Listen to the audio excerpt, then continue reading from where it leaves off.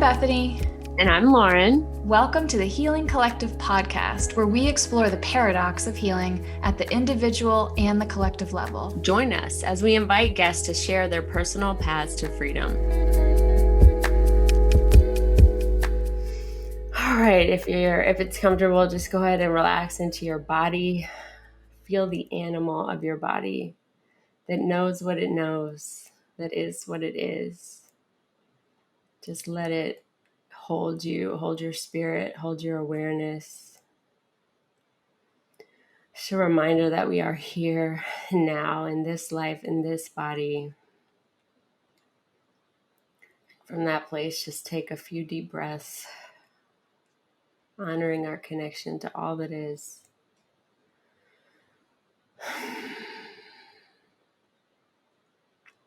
And then gently just feel the connection that's created between the three of us energetically as we come together.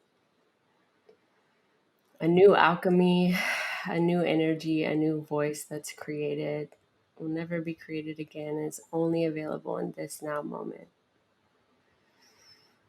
I'm just breathing into the sacred gift and responsibility that is.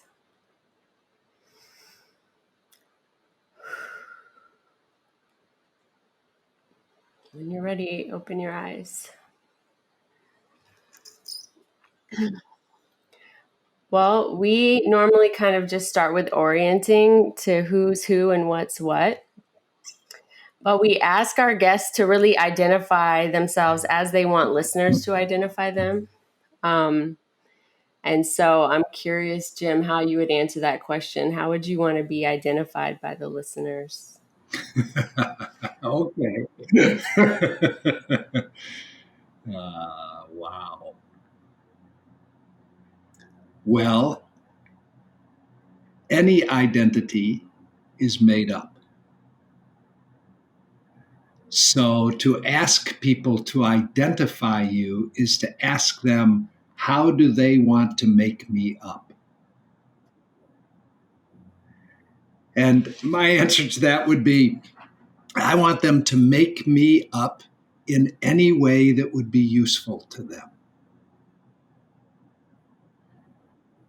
Yeah. So they can make me up as a teacher. They could make me up as a sojourner on the path to consciousness. They could make me up as a, white, cis, rich man, if that's useful to them, to make me up as that. So how do I want them to make me up? In whatever way would be useful to them. Well, one of the ways I make you up is... There you go. Well, in one of our first podcasts, we did these like individual podcasts, and Bethany interviewed me, and it gave me a chance to really reflect on probably the most poignant and valuable way that you've been a story in my reality, is that you held a space for me where I felt like my highest self could come forward. And I talked about what a gift that is. It's one thing if you already see it in yourself. It's another thing if you don't see it and someone else sees it. And that's a huge gift. So I just want people to know that you're the person that I was talking about in that podcast. And I feel like that since then, I've kind of spent my time moving in a direction to make my life align to that vision that I saw of myself when I was working with you. And I'm just really grateful. Yes, I have goosebumps all over. So that's one way I think I show up in the world is first of all, it's generally true that there's nothing that's going on with another human that I don't have space for. So I'm like not shockable. I'm not, it's hard for anybody to present anything that I get in reactivity to who they're being. That's first. So there's a big field of acceptance. And then second, I really do, in your words, see what the highest or a high possibility of that person is. that often they're not seen. They're contracted in a identity that's limiting to who they are. So that's beautiful that you say that, because I think that's what I kind of walk around on the planet largely doing that and playing pickleball. How'd you work that out, Jim? Being able to walk around in a state so non-triggered that anyone can put their stuff on you and it doesn't really bother you. Like, if someone was like, "That's a cool thing. I would like to do that." Yeah. What would be the roadmap you would prescribe to have the availability to show up that way? Well, I think probably first and foremost, I've spent years and years and years finding and being with all the pieces and parts of me that were suppressed, hidden, rejected, alienated, the parts of me that I cut off, that the systems that I was part of didn't have a place for. So I've been, pretty diligent at finding all those. And then gently, progressively over time, learning to be with, love, and accept all those parts of me. And every day that gets tested. Every day it got tested this morning. And then, so my experience is that if I can generally be with all the parts of me, if I can see them, experience them, welcome them, love them, then I have greater and greater capacity to be with all the parts of somebody else. If I can't be with the parts of me, I can't be with the parts of you. So that, and then we could talk about how I learned to see them, how I learned to be with them. That's a whole thing. But like this morning, I got up and I was sitting as I do and did my meditation. And what was here was at the surface level, there was sadness. But below that, it felt like a wrestling, agitation, wanting something to be different than it was. And below that was a little bit of like yearning, and then next to that was kind of a existential angst kind of feeling. All these things are very familiar over the course of my life. And years ago, I would have made all that mean something, and I didn't. I just noticed it and said, can I just let it all be here? And then some tears fell out of my eyes, and then some more sadness, and then a little bit of emptiness, and then a little bit of peace. Simple. That's true. It really is simple. Especially if we distinguish between simple and easy. Because for most people, they make it too complex, and then they make it too hard. And, Bethany, our mutual friend Locke Kelly, says the problem with this thing that we're pointing at is, what does he say? And he got this from one of the traditions, probably Dzogchen. It's actually this being that we're being is too close, too simple, too easy, too subtle. And that's why we miss it. It's too close. We think it's out there, but it's right here. It's too simple. We think it's some big, profound, complex thing. It's too easy. We make it way too hard. And it's too subtle. We're often looking for something that's like, oh, fuck, that's it, And it's often not that. It's just a subtle vibration that's a little different. So like most people, I've looked past it for many years. I remember asking you a similar question because it's, I think if I'm really honest, it has been consistently since I met you something I aspire to be able to hold that space of acceptance and to be widely not triggered by other people. And I actually first started even exploring that as a teacher, because in a classroom, you're triggered all the time. And then when you start coaching other teachers, they're triggered all the time. So you realize, like, if I'm not triggered by the most difficult student in this class, then I actually won't get triggered by most of the students, and then I can teach. And so it's really, it's kind of always been on my radar. But I remember you mentioning also like your relationship with Debbie, and you didn't go into detail about it. So I'll tell you the story I made up when you said it. I make up that, the more intimate you are with another person, the more that they also see, right, these parts that we don't accept or that they aren't accepting. And that the dance of still being able to hold yourself and accept those parts in the face of that is, to me, like the kung fu of consciousness, I guess, in a certain way. So I'm curious what you think about that. I'm smiling because Debbie's in a book group actually with her sisters, and they're doing, I think it's Julia Cameron's newest book, which is on, the artist way or creativity, but it's for people at an older stage of life. And one of the things they do is you write a memoir for 5-year segments throughout the course of your life. And the one that Debbie was just working on, one of the things she did, she took out her journals for when we first got connected in relationship about 25 years ago, and taking it through to like the first year or two of being in a committed married relationship. And it was so fun because she was saying it was a shit show, the two of us. I mean, we were in drama, we were fighting, we had all kinds of stuff going, normal stuff, two people, we loved each other deeply and we were deeply attracted to each other and blah, blah, blah. All that was true. But we were blending these two families. So we had resentment for the other people's kids and, didn't feel like we saw and understood each other. So just a normal relationship, moments of high, moments of low. But a big part of that was she was seeing me and I wasn't available to be seen. I wanted to hold a notion of myself. And she was in close enough that she could see me and say, hey, you're not all that you want to hold about yourself.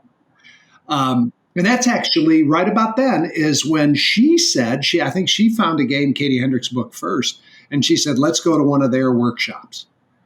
And, that started the journey of the two of us together starting to play a little bit more with ending blame and criticism, taking responsibility, choosing appreciation over entitlement, starting to identify personas. So it was like baby steps, just like we all talk, it was baby steps to where, now we're both pretty comfortable really being seen by the other person, although there's still constriction.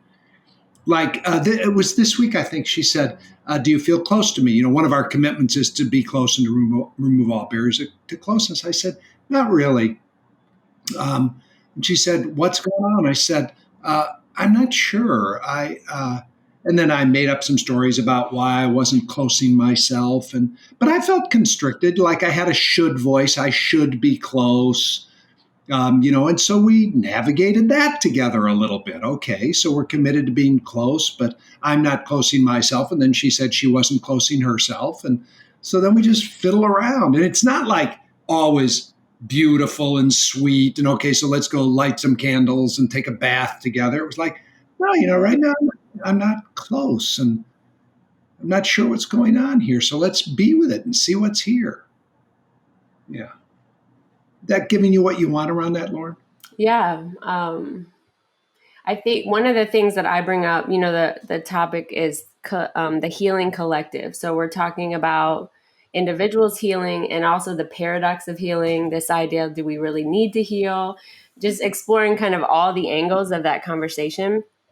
And something that I'm really coming into for myself is the power of interdependence and the power of relationships, and kind of as a culture, how we talk, it seems like there's a value around individualism and, you go get better and you work on yourself and you improve and self-love and et cetera, et cetera. And over again, I just see it happen in this dynamic way between people, right? And I think working in CLG is one of the first ways I really saw that happen in a way that was constructive and moved forward versus felt taxing and overwhelming. And so And then I imagine that the more intimate the relationship and the more deeply you know someone, that would become more exponential over, time. Somebody said, I don't remember who, I'd give them credit. Somebody said, we are wounded in relationship and we are healed in relationship. And that makes a lot of sense. In our families of origin, most of us were raised by people who were not capable of really being fully present or not capable of seeing all the parts of us and being with all the parts of us. Right, great. So we got wounded and we developed all these protective strategies and all these identities and all these ways of being in the world to defend ourselves. Great. So we're wounded in relationship. But there's a level that I think you're speaking to that we're healed in relationship as well. And so I'm always a little suspicious of anybody who is, espousing some great liberation who isn't in connected relationships. Like Ram Dass said, you think you're enlightened, just go spend time with your family, Mm-hmm. And it's not just because that will bring up the triggering, but it's also like you're saying, if you choose to be part of a community, a collective, where there is a commitment to mutual healing, mutual wholeness, mutual liberation, I also think it's meaningfully faster than doing it on your own. Mm. Meaningfully faster. If you're willing to practice candor and really be revealed and blurt and get messy and find out what's this? What's here? What's on the other side of the mess? And stay in all the way through and not cut and run. Bethany, what's up for you around this? What are you thinking about?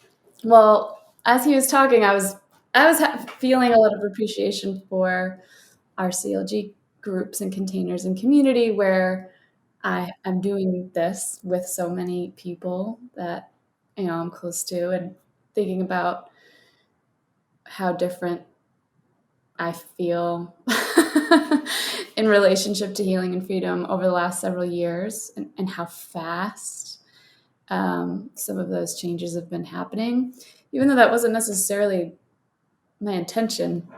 I just love being so close to people and being known by people and knowing people. And that just kind of gave all this rocket fuel to a bunch of change. And I was thinking about how when I think about moments in my life that I would consider deeply healing, when I play back the videotapes in my brain, they're almost all relational.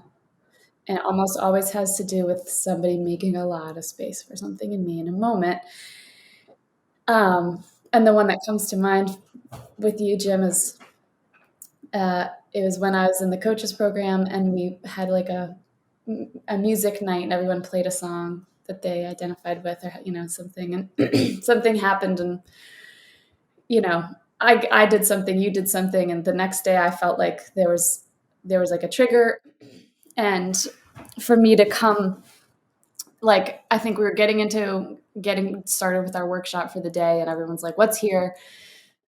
And I felt like there was a friction, and I came forward and I said my whole thing, and it ended up, I made you my dad somehow, and I was crying, and I was just all this stuff happened, and I said all this stuff to you that felt really scary. I was like, I think you got triggered at me and you didn't. I had all my stories, and I had gossiped about it to your daughter Kate even, and I felt terrified even to be discussing it. And you were just like, is there something you want? And I was like, I think I said a hug. I was like, yeah, a hug. I would feel complete or something with a hug. And we were across the circle from each other. And you were like, come on over. And I was going to give you a little pat and go back to my focus on somebody else or whatever. And you held me, and you sat down, and you didn't stand up when I came over, and you had me sit right on you, and you actually took my entire body weight. I'm going to cry thinking about it. And you held me, and it was like this little girl had come up in me, and some rupture from the past. And you were like, cool, I'm your dad right now. Great, let's redo. You didn't say any of those words. You didn't have to. You held me like a child for, I want to say like 30 minutes. Like everyone else went on about their stuff, but you, like my body got to reorganize something, and it was so powerful. And then even, after that, you like slowly, then I sat on the floor and I kind of sat right near you, and then like just had this really gentle, and that's all it was. Like I had a big thing happen and you were like, come on over, hon. And like when I think on my life, that was a absolutely transformational moment for me.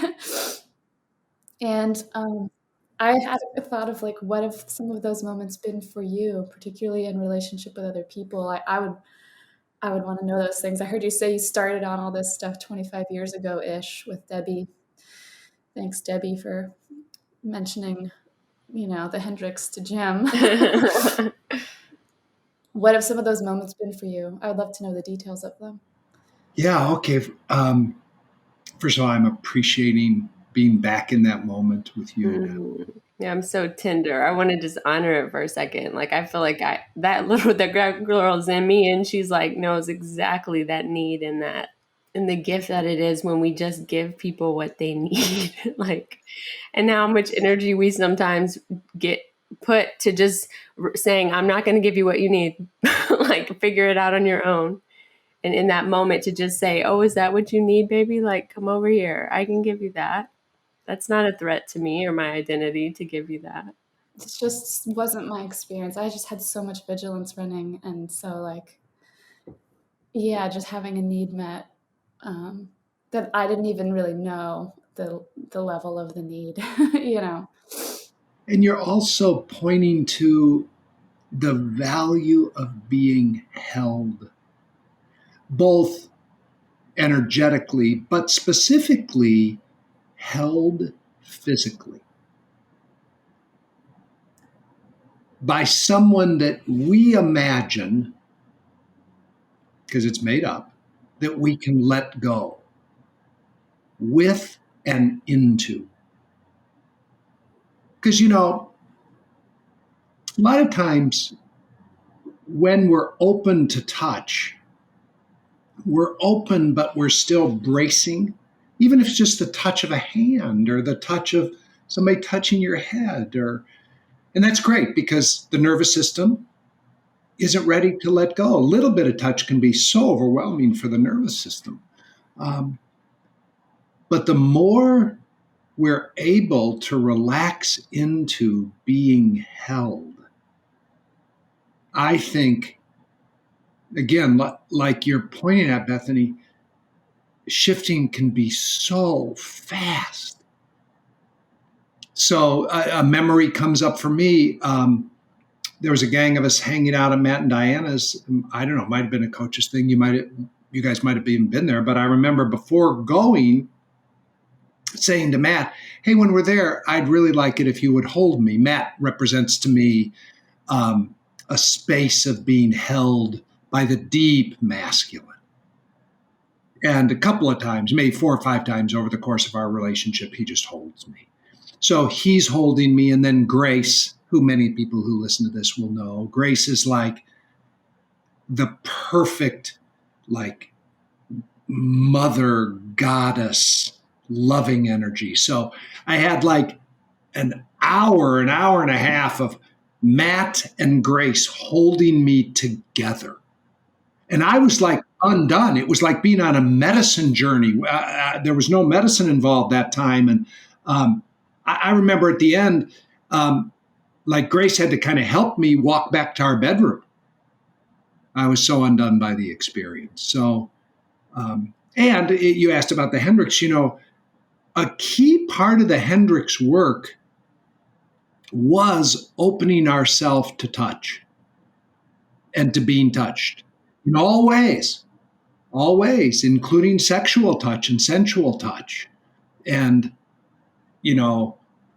Deb and I had to work out, what are our agreements and what are our boundaries if we're going to be in a community where there's touch and people start to feel sexual energy. But so much of the healing was in being touched, being held. It was deeply, deeply meaningful for me.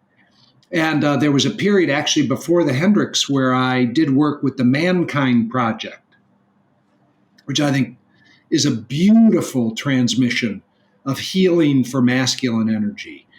And it's the original thing's a weekend thing, but it ends up with every individual doing a big piece of their own work, surrounded by 20 or 30 men. And my work had to do with going back into the birth canal and then rebirthing, and I had to crawl through a tunnel of men and lots of resistance, and I had to fight for my life, which was at that point a very, very, very meaningful thing for me. And so I fight the way through, and I'm screaming so much so that for like 3 days I couldn't speak, and my arms are all bloody and my knees are all bloody from fighting to get through, and I think actually I was fighting to get my balls from somebody who had my balls, so I had to fight through, and I forget what all that. But anyway, my point is, at the end of it, they created kind of like a nest. I remember this, a nest of men who just held me. And I just wept and wept and wept. And they nurtured me. They got me water. They cared for me. There was no hurry to be done with it. Kind of like with you, Bethany, when I'm in that space with somebody, I would hold you all day. I might need to reposition so my body's taken care of or something. But I think one of the keys is there's no hurry. You have all the time in the world to get what you need. So I think you're speaking to something here that has been powerful in my transformation. And Debbie and I have said for years, we still joke about it. At one level, we say, no matter what's going on in our worlds, we always say, everything will be okay if we can sleep together. And what that's code for, that's not code for make love or it's code for get naked and get close and get held. We sleep naked together every night. And you know this, I imagine you two know this, being held in your nakedness by somebody who is space for you and loves you. So I don't know, because we make up shit about why we've experienced transformation. I'm not sure that a significant part of my transformation the last 25 years hasn't been because I sleep naked with my beloved and get held every night. I think it's all this highfalutin stuff like Locke Kelly and all these people and, Hale Dwoskin and Byron Katie and the Hendricks. And maybe it's just that I sleep naked and get held every night. Yeah, I think that's so real. Even in, the medicine work that I've been a part of personally and with others, the type of medicine that we use, it just seems like it creates an experience where the body feels held enough to access generational trauma or memories or just do the thing it was created to do because it's such a magnificent machine. So I don't think that you're that far off in that assumption. I think that our bodies are just magnificent in their ability to heal themselves when they have the basics like sun, water, physical touch, rest, right? Nourishment.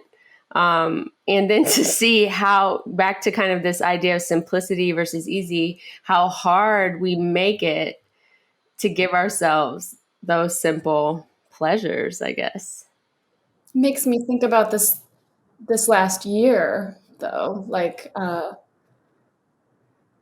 even the people I was coaching in person, I coach online, and I haven't even been in physical space with all the, the people I'm in community with for the most part. We talked to Lola yesterday, and we were talking about, this collective pressure. She was calling it a birthing. And just touching on how important touch is. Like, what do you make of all the separation over the last 12 months? Well, nothing particularly more profound than what you have said. I think a meaningful part of the lasting trauma in the collective and in individuals from these last 12 months is going to be our lack of touch. I mean, that might be one of the lasting things. So as we come out, whatever that's going to look like, in our world, let's say in the world that we live in, I wouldn't say this to the average person walking down the streets of Chicago, although I might. The sooner we can be touching and being touched, holding and being held, I think our bodies, our souls are thirsty, especially because most of us don't have what I have that I've been pointing to here, which is deep, wonderful touch virtually every day. I think this is true of the children. That one of the huge things that's gone on is, doing remote school is they're missing the touch of being on the playground, of roughhousing, of wrestling, of, you just watch kids, they so naturally touch. They find ways to touch, and they haven't been touching. So I think there's going to be a collective healing that needs to occur around touch, just that. Then again, Bethany, and Lauren, you know this too, I think things like somatic experiencing therapy, Peter Levine's work, especially the dimension of that is touch-oriented, these kinds of modalities, like you're pointing at too, Lauren, medicine space, where in my experience, when we are relaxed into through the work of the medicine, the touch that can occur there and the profundity of the touch, what can happen with just a little bit of touch to shift consciousness. So I think it could be one of the great lasting legacies at a traumatic level for the collective. So let's get about whatever we're going to do to start to heal that. I think it's going to be like the Roaring 20s. I think it's going to be I just think it's going to be this return to like joyful connection, celebration, excitement, touch. That's what I feel. I don't know when, but I think there's a correction. Like the other side of the polarity, I think, wants to be expressed in the collective is how I'm thinking about it. Yeah, and then as we swing to the other side of the polarity, like all polarities, there will be the light side and the shadow side of the polarity. And that's okay. It's all welcome, but there'll probably be a massive return to the shadow side of the polarity of touch, which can look like, let's just say, non-healing touch, addictive touch, temporary relief touch, which won't heal. It will give temporary relief, but it will just take us further away. And that'll be where a lot of the collective goes, probably. Because they don't know another way. If they had another way that they knew could give them what it is they're most yearning for, they do it. So that'd be something. What if conscious people really got that and opened up, more and more healing touch spaces? More and more spaces where people could come and just be touched in a beautiful way. Obviously, things like massage and therapeutic massage and things like that are wonderful, but there's much more here probably that could be done. Cuddle puddle workshops. Yes, cuddle puddle workshops. Well, that brings me to our favorite topic that comes up all the time. It brings me to sex. And it's cool because we've recorded 3 podcasts in a row back to back, and it's almost like they've built on each other in a certain way. And so this is a really cool experience that I'm noticing. And the conversation that we've been having about sex, and Bethany, you could tell me if I'm not explaining it well enough, is just One of our guests and I were talking about how we have this sense that there is this higher, deeper experience of sex. Now, to take responsibility, I'm a sexual subtype. Intimacy is like a deep craving. I'm like on the Enneagram, I'm a 4 with a sexual subtype, which is like obsessed with intimacy in all forms, right? So I can own that as a part, but I also make up like, if that's who you are, that's one of the things you are to bring to the world or explore, right? And this idea of, so when you said, people don't have a vision, people don't really even know what's possible, that is a theory or a hypothesis that I have around sex. And that as a result, we actually settle for like such a minimal experience of what sex is or can be. And we've also talked about how liberation in sex looks different for different people. Like for some people, liberation in sex might look like a level of comfort with sex with lots of different people, where someone else liberation might look like very little sex for them.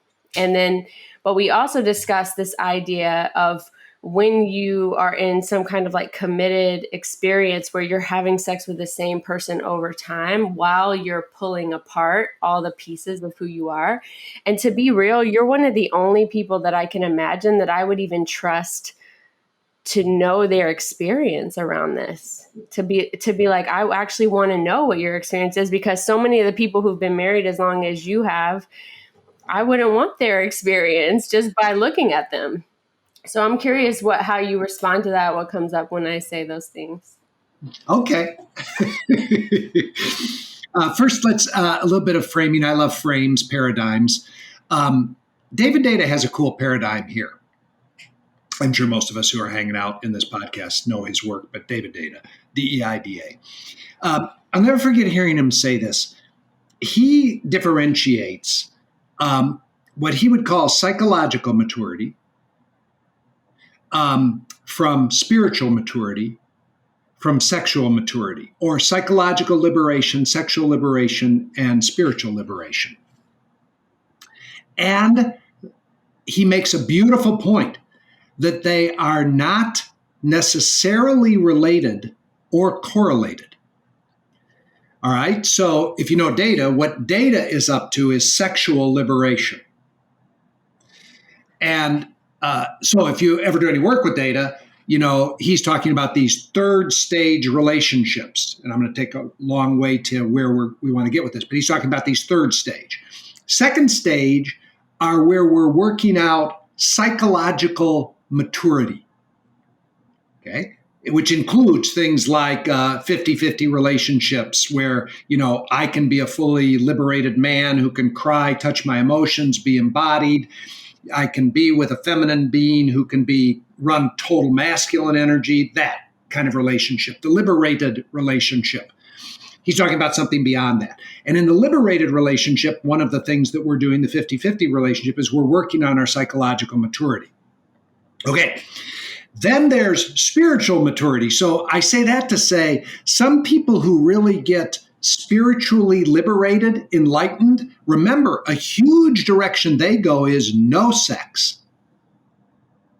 Because they're actually moving beyond identifying with the physical at all. Right? So Ramana Maharshi, I guess, just basically laid on a bed and didn't do much. His body atrophied and deteriorated. That's true of a lot of gurus and yogis. I think it's a imbalance, but I think that was true. Okay.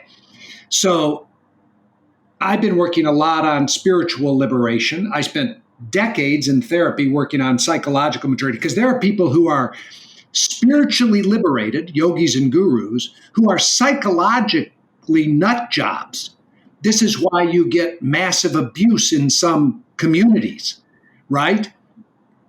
And then there are people who are quite awake, can rest in presence, can experience the oneness, who are psychologically mature, who don't have any idea what spiritual liberation looks like. So we need to kind of peel those apart a little bit. Now, I say all that partly to say this. Years ago, Deb and I started to kind of stalk David Deida, and we went to a David Deida retreat, and I listened to hundreds of hours of David Deida material, which I loved. But we were then in our, 50s. So now I'll turn 68 this coming week. We were in our 50s. I made an interesting decision. Debbie and I made this decision that in this life, let's imagine this life that we have together, we're not going to pursue sexual liberation, meaning now I'm talking about things like Tantra, because I tasted it enough to know that it was a devoted practice equal to the devotion that I had put into spiritual liberation and equal to the work I had put into psychological maturity. And another whole bucket is relational maturity. And we decided that in this life, we wouldn't give the attention to that it required. I think that's such an interesting decision to make because if you know data or anything over in that world, it is a deep, deep practice that, Lauren, I don't know if we ever talked about this. This might be a place you've explored that you want to go, that I could see you going. I could see you being, a liberator in that space, blah, blah, blah, blah, blah. For me, I decided, I checked it off. I said, not in this lifetime. I'm not going to do that. I also decided I'm never going to do Bitcoin or Ethereum or blockchain. I talked to some of my buddies the other day, and I said, I have no fucking idea what any of that stuff means. So I'm not going to, now I'm at a stage of life where there's things I'm not going to do. Okay. I'll pause there and then I'll come back around to me and Debbie and tell you what our experience is. But I wanted to set up a caveat of sexual liberation, which has not been my goal. Sexual freedom in the highest sense. My interest has been in spiritual liberation, psychological maturity, and relational liberation. And sex touches those, but it's separate. So let me just pause there, see if that brings up anything in either of you, and then I'll gladly reveal what's true for me and Debbie and what we play with in this space. Well, I'm so grateful I asked the question because that paradigm is really interesting to me, and I'm always asking new questions of life and wanting new answers. And that feels like a breadcrumb, I guess, on the path. And but I also thought a lot about, for me over COVID, a big message was this paradox of being human and really knowing the suffering of being human while also being able to hold that I am, a light being that is perfect and not at all could be harmed. I lost 3 students within a week of each other and in really tragic ways. And being in that community, in their communities, and seeing the pain of these families and the pain I was experiencing while still holding my principles and values around the fact that I believe they're eternal, the fact that I believe that so much of this is decided before we get here and that there are no problems. Like holding both of those at the same time was this totally different muscle. So when I hear you talk about spiritual enlightenment has been largely an experience of leaving your bodies, I make up that a direction that evolution is going is it being a both and, of being able to deeply hold and be very connected to the experience of being human while also holding and tasting the experience of non-duality. So that's actually what I was thinking about more. And then I thought about, I wonder what role sex could play in like the hand holding of those two realities. That's what I was thinking about. Oh, I love it. Yeah, I think I'm not an expert in this, but I think one of the possible criticisms is too strong of a word of some of the spiritual traditions is that they became disembodied. They went so strong to that side of the polarity. So in the Christian tradition with the mystics, Teresa of Avila, St. John of the Cross, people like that, especially like Teresa of Avila, sex became intimacy with God. Orgasmic intimacy with God. And I believe that is an experience. But so they they want to be disembodied for that ecstatic experience. And I think you're right. I think the evolution's a good word, is embodied oneness. Yeah, great.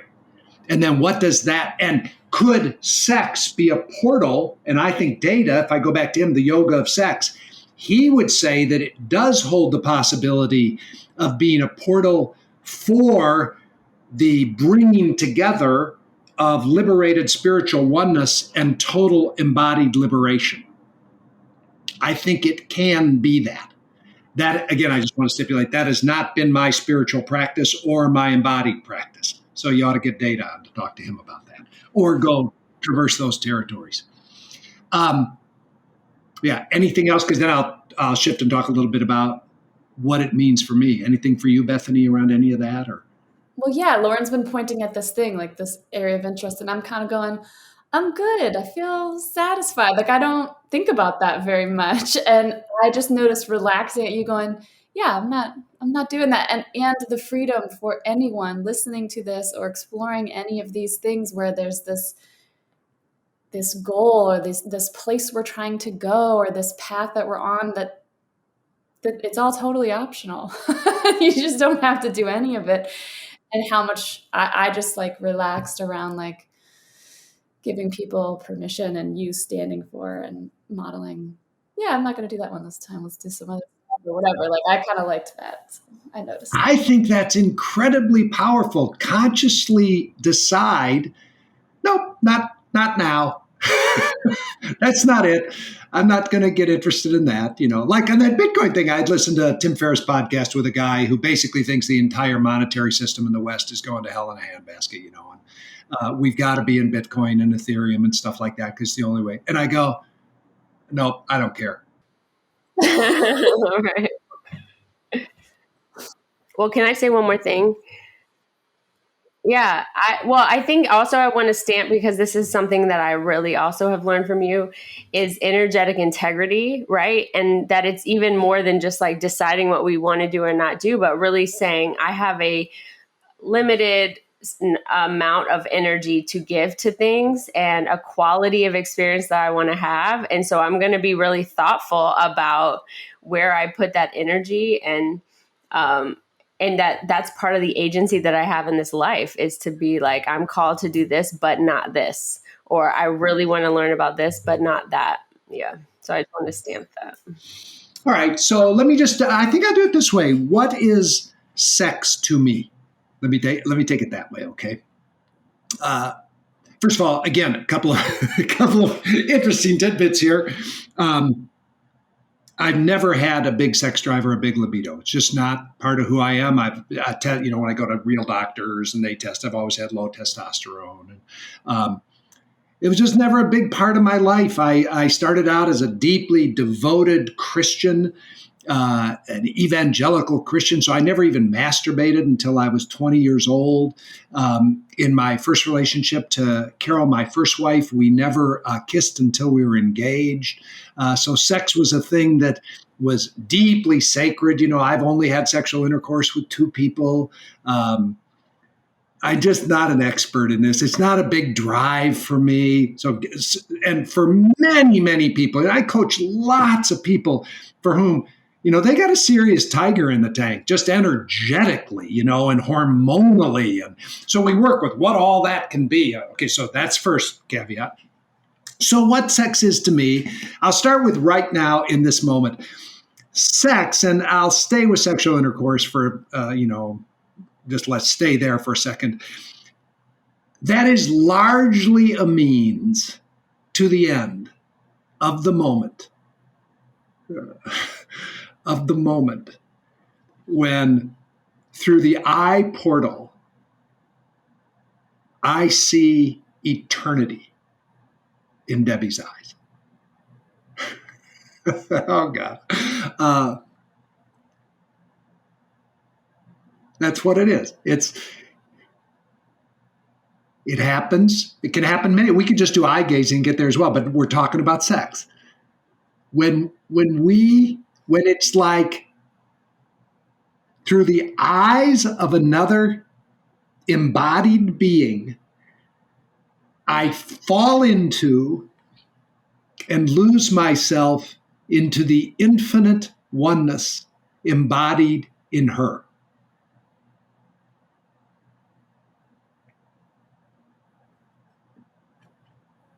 it's probably, it's an experience of peak. It's a direct experience of peak experience. It's what there are many ways to it, right? It could be a medicine journey. It could be whatever. But to me, our sexual relationship is largely a place where I reliably, not always, but I mean, like 80 to 90% of the time, have moments. I imagine you two have had this. I imagine people who are, it is that, that's what I would call it. It's, I look and I see, first of all, her opening, relaxing, surrendering to the moment, to me, but being a surrendered being to the oneness. And then it's like I see through her eyes God. And I feel seen by God. Yeah, I don't think that's the experience most people are having. I don't think that's the experience that, like that. But what you're saying is kind of like, I have a lot of sexual energy hearing that. Like, and I wouldn't say that I've had that experience, but my sense is that there's an opportunity for attunement between two bodies experiencing themselves as non-dual and dual at the same time. And then to be able to have a physical experience of non-duality with another person, almost like your consciousness is traveling together in a moment. That is like, yeah, that is the thing that I'm like, I think that is possible. And I think that is something really, really beautiful that we may have access to. And I'm so curious about it. So I really actually appreciate that description. It's like, sometimes people say, what's your favorite sexual position? Well, my answer is basically it's missionary, but my real answer would be, I don't care as long as I can see her eyes. I don't care, because it's that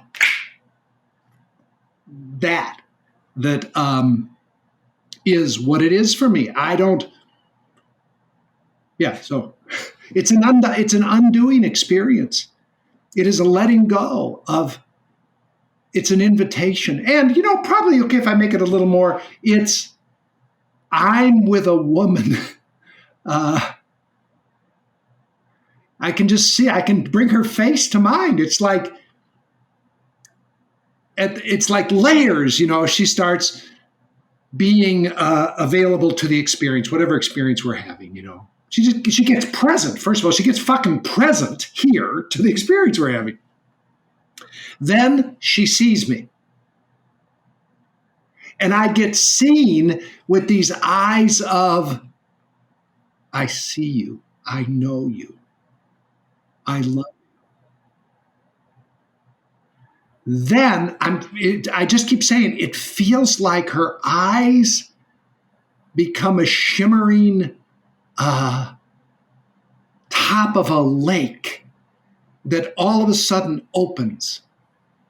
So I'm with a woman who A, loves me, who B, is willing to see me, C, is willing to surrender to love, to life, to God, and is willing to, probably this is metaphorical, it's probably what the feminine is capable of. In other words, anatomically, she is a mysterious, dark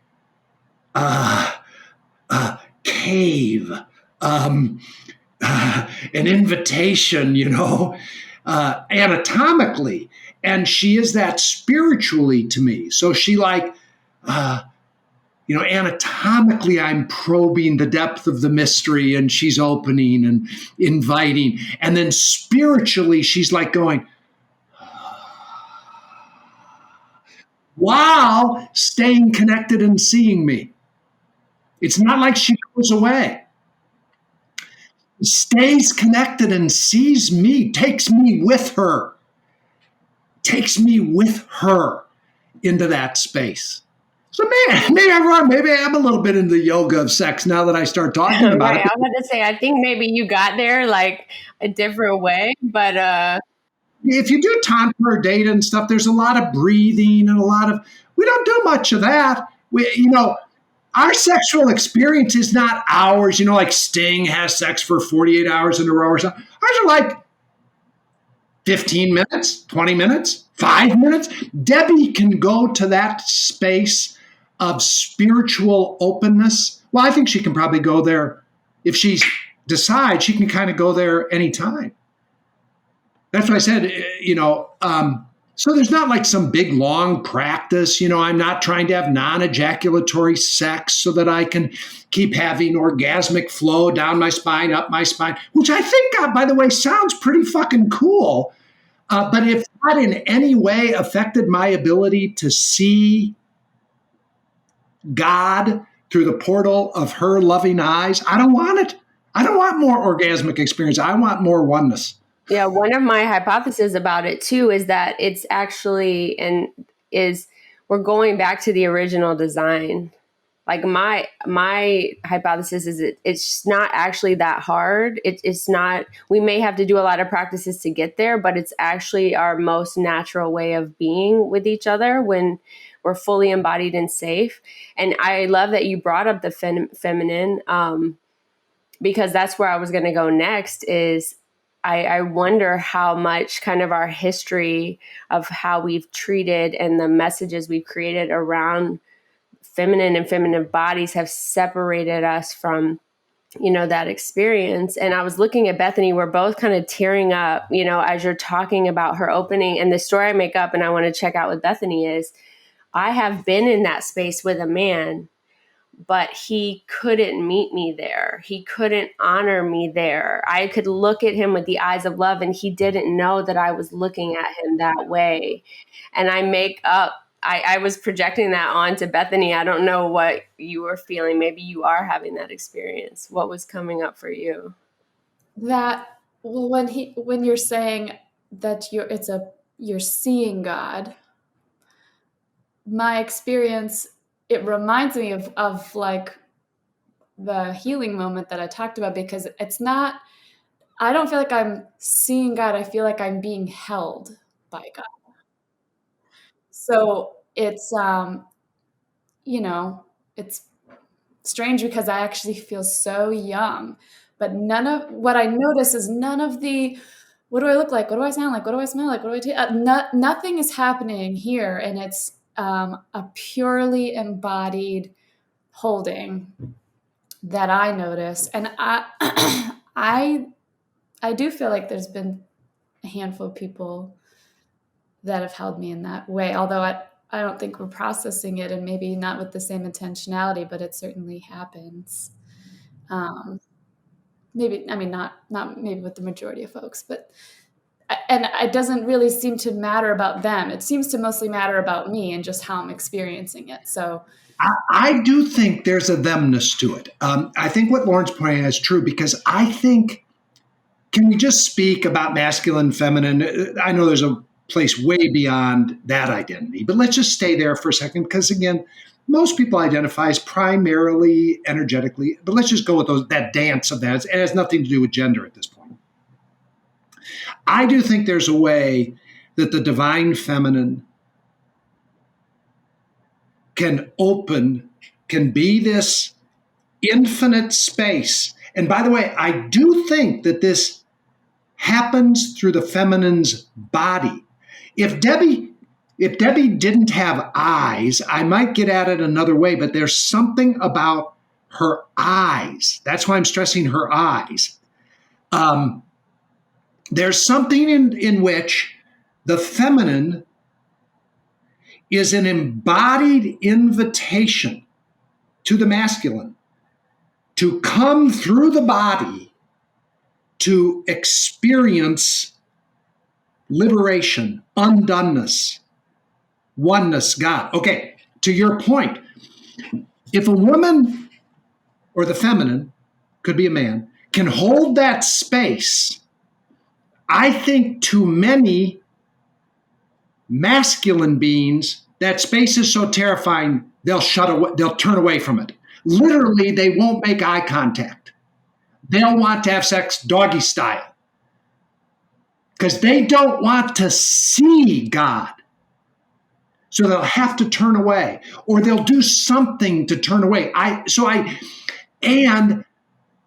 think there's a way in which I would love Debbie to be here actually so she could report this, but I imagine there's a way in which she is being seen by me. So it is a dance. It is a me, it is a her, it is an us, it is a them, it is an it. She'd probably say there's a way in which I'm penetrating her. Now that's a word I want to use here. Penetrating her. That invites her to do what she does. And I'm not talking just about anatomical penetration, although that's probably part of it. I think that's a far lesser part of it. I think there's something else that's going on. That she goes, oh God, I'm not sure I have a choice other than to open. In a deep way. So I do think there is I think that's what we're cultivating in the collective consciousness. What if, now to come full circle, we're playing with what is it like to be the being who can receive that field, be that field, open to that field, hold space for others to be in that field, penetrate, open, invite, tease, dance, seduce in the beautiful sense of the word, others into that field, and then meet them there. That's probably a big part of what's going on. Yeah, for me, that's when you become the medicine. And I make up that, medicine is so great, but it's just like shocking us back into alignment to what we have the capacity to be for one another. And I'm thinking now a really strong image of Jim holding you in that circle, Bethany, and what masculine as an energy represents collectively and what it tells us about the universe, right? It seems like it tells us you can be held, you can be chaos, you can be flow, you can be static, and I will hold you. And when we come into this life, into a body and a masculine body in our life, like we don't have any reflection of that energy, I think there's like a gap, there's like a confusion. And we talk about this around basic trust, right? And like the necessity of basic trust. And I see that as a gap in kind of our evolution where that basic trust of being held by the universe is not there. And when we restore it, at least for me as a feminine, I am a female in this body, in this life, and I can recognize, how much of my healing has been catalyzed, but also painful as a result of this lack of holding and lack of connection to masculine energy. And ultimately what's coming up for me in this conversation is my call to move in this sexual experience and call forward to it is a call to be reconnected to the knowing, the deep holding, and to embody it in this life. I love what you're saying because I remember where I was walking in Sedona, Arizona. I was at actually a Ayahuasca retreat, listening to David Dana thing. And he said, at some point, the opportunity for the masculine is to understand that one of its primary roles in life is to say to the feminine, in general, I've said this to the feminine world, the universe, but in particular to my partner, to say, I am committed to holding whatever it is that you are. Up until that point, I had some capacity to hold Debbie's wildness, her tantrums, her rage, her messiness, her coldness, her whatever, the full range. I had some capacity, but I committed. And I said, I'll never forget, I said to her, okay, I just want you to be whatever you are whenever you are that. And it is my spiritual practice to hold space for you. So a lot of the men that I've worked with, we use like the analogy of the oak tree. I'm going to be a rooted oak tree and you're the weather. You get to be whatever you are. And I am so rooted, I will hold space for that. Okay. And that has been a practice of mine. And by the way, sometimes the oak tree gets uprooted and blows away or collapses. Doesn't matter. It's irrelevant. I committed to coming back. Okay. So what I get out of that is I get to be with the full range of life force as it comes through Debbie. Because the masculine has the capacity, I like to say, for death, for emptiness, for being obliterated, for being total empty space. But the masculine, as it's embodied in a male body, is often largely barren and empty. It's why we can meditate for hours on end and do most of the great spiritual meditators who are men. Because I think the feminine would experience oneness and ecstasy through movement and dance and feasting and embodiment. Okay, so I get to experience life force in Debbie because she can, in her little finger, she can flow more life force than I can flow in my whole body because of the way she's architected. So can you two. I know you both. I know you both can feel this. So one of the things you could do in life, Lauren, is commit to being a feminine conduit of life force that wakes the masculine up from its asleepness and invites it to its full aliveness and then gets met by it, both in your individual relationship, but also in a much bigger way. So let's talk about dance. So Lauren, I know you love to dance. You have a gift for dancing. You have a gift for meeting music at an embodied, alive level, right? Yes. That's just true about you. True. Mm-hmm. Right. And, in the day when you would go to the club, if you let your full feminine aliveness meet music, you would be swarmed. It would be like by all the masculine because they're just like, it's like a bee bee to honey or something. Yeah. They can't stay away. So you have to develop boundaries. Otherwise, you got to have massively clear boundaries. Okay, great. But now you could use your body to move in safe environments where the masculine could come alive in the presence of it. And then we could start to play with what does it look like for the masculine to hold space for the feminine, you and the collective feminine, to flow all of its life force safely, whether it's like me holding Bethany or whatever it looks like, safely, all the life force. And now we're in a fabulous dance of embodied, liberated spirituality, oneness. I think that's the possibility of what we're pointing at here. And sex is just a beautiful laboratory to play. And a metaphor for all of that. Yeah, I felt like when you're talking about the club, and I'm like, okay, the universe is like really sending a message right now, because when everybody who knows me from the past knows that I would go to the club. That was my favorite thing.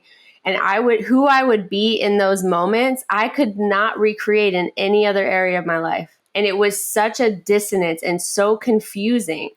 And like, especially in the last 2 years, the work that I've done on my body and around like healing my body and body trauma, I believe. And it's like some boundaries are available to me to hold myself and hold my own flow, where I'm recognizing myself come into spaces more because I feel safe in my body. I also feel safe to bring that flow forward. So that feels like an invitation, very specific to where I am and what I'm exploring. So I really appreciate that. Yeah. I want to tell you a great story is coming to my mind. Early in our relationship, Deb and I went sailing in the Caribbean, bareboating, just the two of us on a sailboat. Talk about ecstatic and wonderful.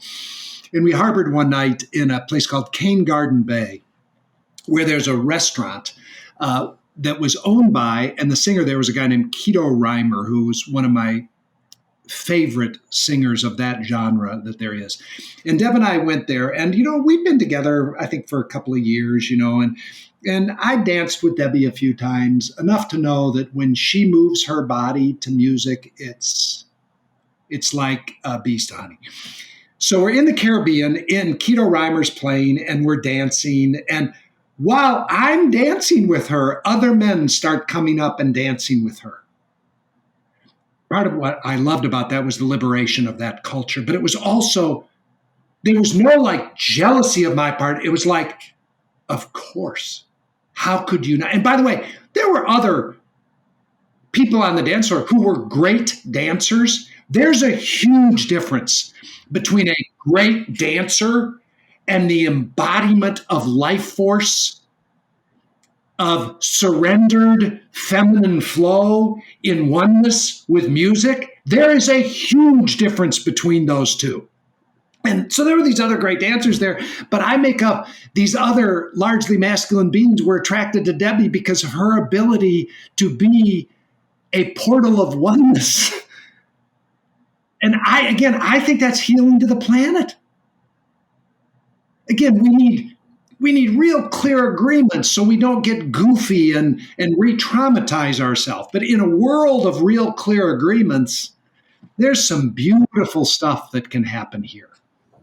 I'm thinking about in our coaches when Bethany and I, and just so you know, like you and Diana somehow come into almost every podcast. We end up talking about you.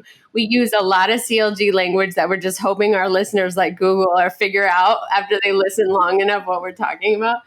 But so if you listen to this podcast a lot, you know that Bethany and I did coaches together, and I'll never forget Peggy, our friend Peggy, right? Like dancing in front of Neil. And I remember thinking, oh my God, like, how does she feel that safe? I remember being afraid like that her femininity was going to be consumed or like raped. Like that was the reaction in my body. And I think because of my own history around abuse and things like that, that's why it's taken me so long. And I've needed so much support in my psychological development and healing to get to a place that I could hold myself, because I have been constantly holding the fear of being like consumed or abused. And so that's what I was thinking about, which is, it just kind of to me ties up this whole conversation of being held, the body, right? Safety in the body and what it allows when that safety is met, I guess. I was just thinking again about when you held me, and there was all these like micro, like first you didn't stand up, so I was like, I didn't know what was happening. I got scared, and I was like, I'm ready to hug him, but he didn't stand. What, is he not going to hug me? I don't know what's happening. Can I go back to my seat now? and you like motioned for me to sit on you, and immediately all I could think about was like, I'm too heavy. Oh my God, I'm too heavy. I was trying to be lighter somehow, and like being so weird. Like it took me so long just to like for my nervous system to relax enough to be held. And I'm thinking about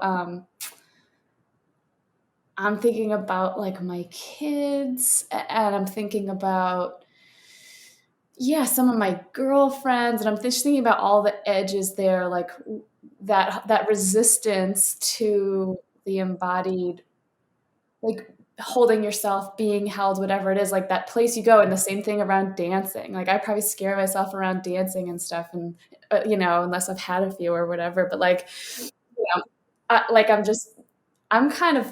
I'm getting some pleasure almost around thinking about how I get a little scared, and I don't do it that much with sex. Maybe that's, that's an area for me where it feels less, but singing in public, like there's all these, like I'm thinking about Peggy and singing or Erica, and they just start singing a song or whatever. And like, who even cares if they can sing the tune or whatever? They're just, and I'm thinking about it so much, and I'm thinking about how all the edges that exist for me around some of that. I love what you just said too, because it feels like an edge all the time, because you're, in my judgment of you, Bethany, is, you are a huge energy body who can run lots of energy. Okay. So if you start just opening up to being in a constant dance with life force, and following impulse, sing, move, dance, touch, speak, you're going to regularly be bumping up against, oh shit, oh shit, oh shit, what are they going to think if I do that? Is that appropriate? Is that inappropriate? And I think part of learning to run as much energy as both of you two can run is learning how to be with that energy in a way that's friendly to you. Like you're talking about, Lauren, you've got to be able to, let's stay with dance in a way that's friendly to you so you don't get re-traumatized. And Bethany, learning to be with following impulse, being surrendered to life force and saying, basically, here's my body, life force, take it and use it. Do what you will with it. Well, goodness gracious, learning to do that and trust is walking that edge and getting scared and closing back up. That's beautiful. I need to close back up and safe myself.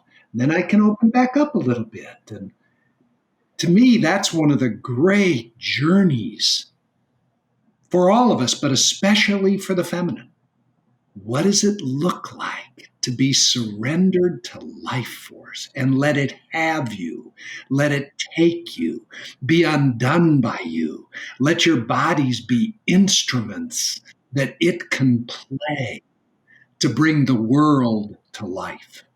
That's a fun inquiry. I think I somehow gave myself some permission around that somewhere along the line around sex. And right. That's what I was thinking. But then all these other places, I'm like, that is not your story. Like, and like, I mean, so the somatic experience therapy training that I'm doing, that's where I just started to notice how many places I tend, because I wasn't even registering it, because there's so much vigilance running kind of like stock standard that I've been loosening in these different ways, like maybe in a spiritual way or a psychological way, but in the embodiment way, like I remember in like the first day of the first training, they were like, listen, we want you practicing the whole time, so listen to your body. So I know you all think you're supposed to sit here and look at the screen because you're in the training, and that's not true. If you don't want to look at the screen anymore, don't look at the screen. If you want to lay down, lay down. If you want to get in the bath, get in the bath. And I was like, and I just started using it as a place to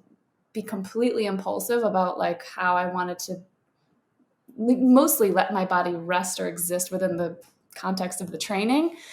And then I started noticing it all the time, like all the time. And I do a lot more of, changing things, asking for what I want and going with it. And I do a lot of, I'm not doing what my body wants right now. Okay. I'm still listening to this conversation that I don't want to listen to anymore. Like, okay. And I'm in a noticing largely place with it. Although I've been, developing more capacity on some of those edges outside of sex. But I feel like we're both leaving this podcast, Bethany and I, with homework or like, and it's funny because I got a text from this astrology app that I follow. I was like, popped up on my screen. Mercury is sextiling Saturn. Make sure your good ideas stick by writing them down. And I'm like, I think we got some stuff to write down from this podcast. But as we come in for a landing, the way we end is with the very last question is just, what do you think about healing the collective? What would you say about it? What is your opinion on it?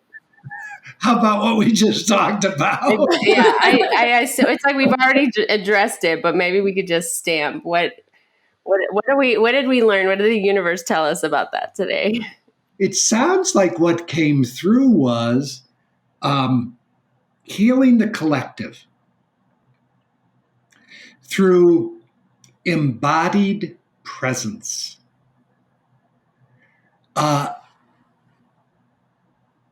Particularly feminine being a conduit for life force and an invitation to the masculine to come and meet God through it, and the masculine being pure loving presence for the feminine to be all that it is in ecstatic bliss.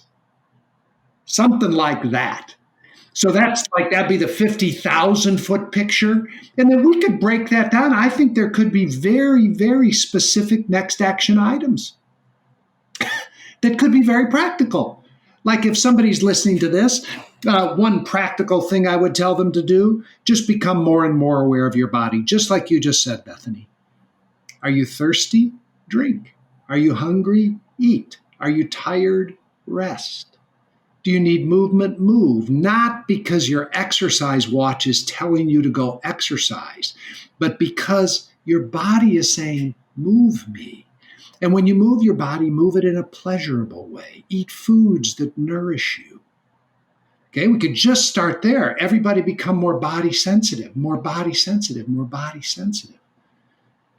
And then, for the masculine, I would say, would all of us who identify primarily as masculine energy individually and collectively commit, get in devotion to being present in such a way that feminine life force comes forward all the way? By the way, one of the keys to that is, let me give you an example.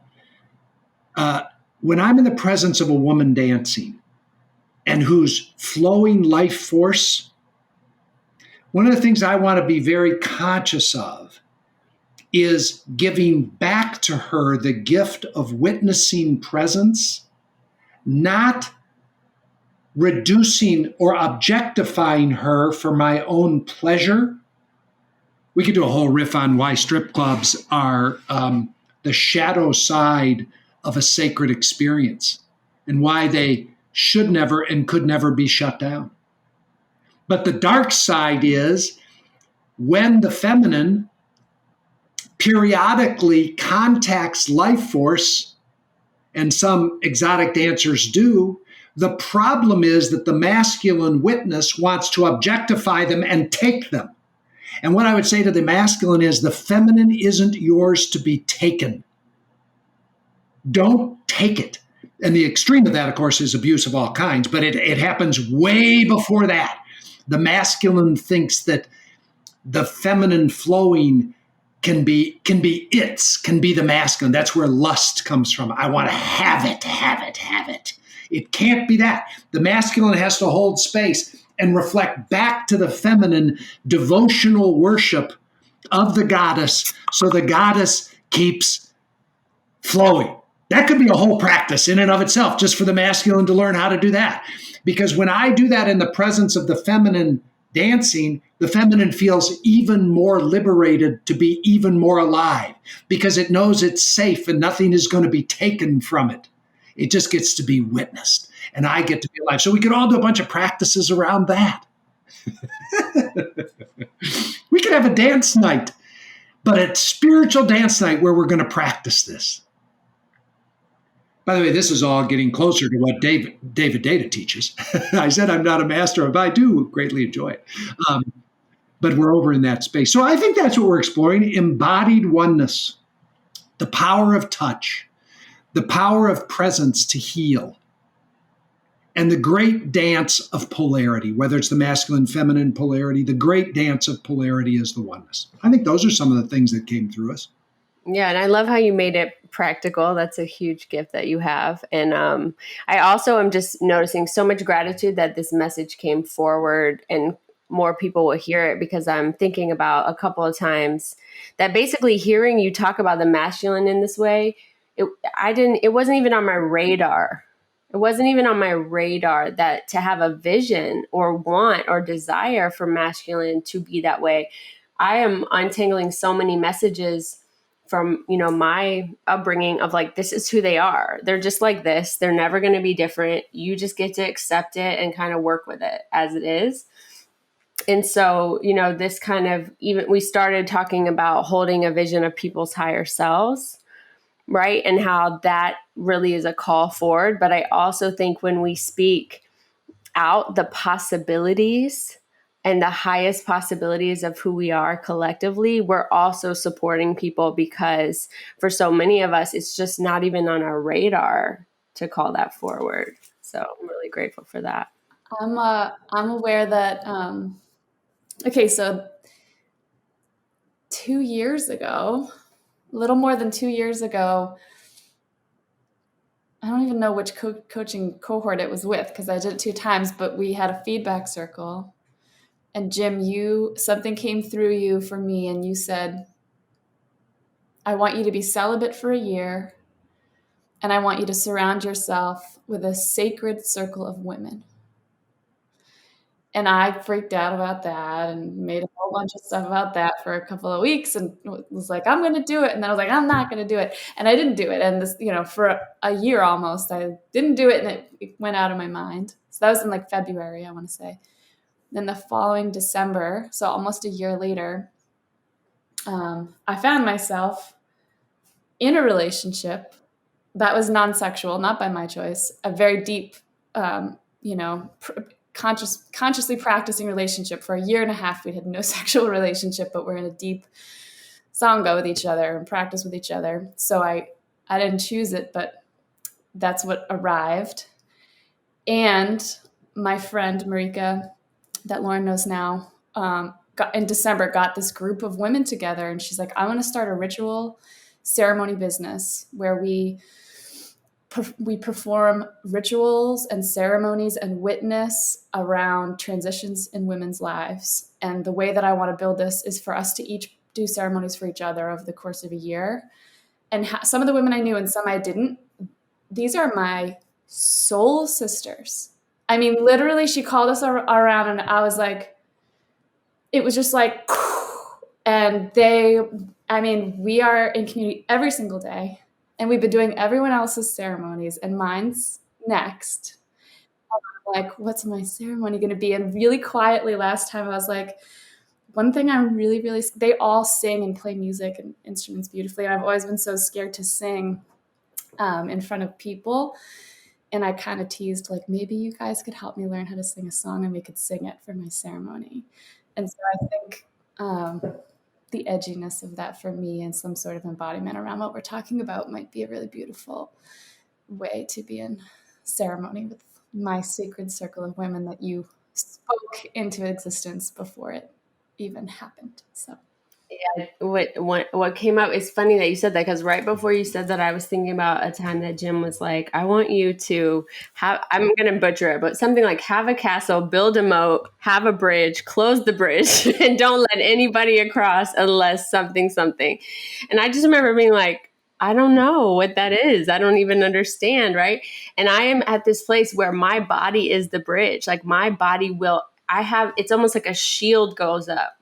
Like, no, you cannot cross. And it is such an interesting experience. And, so again, it's like we throw these possibilities out there. Our ego does all this stuff, like fighting against it. And I think something kind of rearranges, like an alchemy that starts taking you directionally that way when we speak that for people and with people. I remember being like, why did you say that? What did you see? Your whole brain, like, if I understand it logically, then maybe I'll trust you enough to follow that guidance. Also, Jim was just like, I don't know, it just came through. I don't know. Do what you want. Do what you want with it. Yeah, that's what he said. He goes, I don't care if you do it or you don't. He was like, whatever. He fully was speaking the next couple of years of my life. And, that's exactly what happened. Well, this has been so fun today. And that's our intentions are always like that it's fun, that we get to spend time with people we love. And every time the universe speaks, and I feel like it speaks to us, and it's like awesome if it works out for somebody else who's listening. But I'm like, wow, I'm so grateful for the way I was spoken to it through today. I can feel energies like right up at the edge of an upper limit. So like I want to get up, move. I want to go for a walk outside because I can feel an upper limit coming on a little bit because there's so much energy, joy, happiness. It's like, wah! Wah! I need to, or I'll upper limit myself. And I'd prefer not to do that. We have a big family birthday party today. I'd rather go flow some energy, because I feel like we have been like surfing the waves with each other. Yeah, that's a good reminder. Okay, love you. Thank you so much. Love you guys Thank you, Jim. so I want to much. say thank you, Jim. Thank you for creating all the things and communities you've created. Thank you for indirectly introducing me to Lauren, my soul sister that we're doing all this stuff with. Like, I sit in so much appreciation of you and the things that you've created, and in particular, your impact on my life and my path. So thank you. Oh, I love you too. Mwah! Love you. Tell everybody we said hello and happy birthday and all the good Yeah, happy things. birthday to everybody. Yeah, on it. Bye. Hey everybody, if you've got any feedback for us, we welcome it, or ideas about future guests, email us at healingcollectivepod@gmail.com. Our website is thehealingcollectivepodcast.com. We are at Healing Podcast on Twitter, and we are at Healing Collective Podcast on Instagram. Special thanks to Monda Creative, who edits all of our podcasts, and Two Tall Women Productions, who produce. Thank you.